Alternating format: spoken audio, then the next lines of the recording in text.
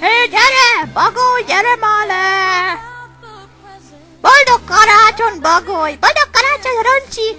Na mi az a betű? Hát nem tudod? Hát Roncsi baba. Na gyere, te is kaptál valamit? Én? Hát az nem lehet igaz.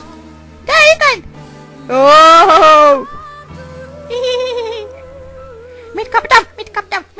Jó gyerek voltam. Na, cseppet nem, de na mindegy, cseppet verekedtem meg minden. Na, mi ez? Hát ez meg micsoda?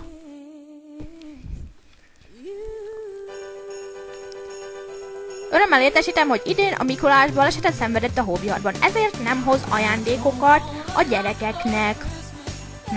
Roncsi baba, ez nagyon furcsa. Hát, de itt van egy csomag, nem tudom kitől kaptam, de már is kibontom. Igen, kibontom, ki tudja mi van benne.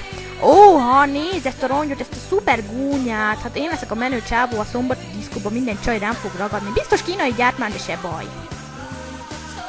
Ez fasza. Bakker! Ez itt a testem! Biztosan lefejeztek. Ez nagy tragédia. Bizony. Itt csak engem fejeztek le, Ernő bácsit, már lopkodtam a szomszédom tyúkjait. Ez se sok, Geci haverom.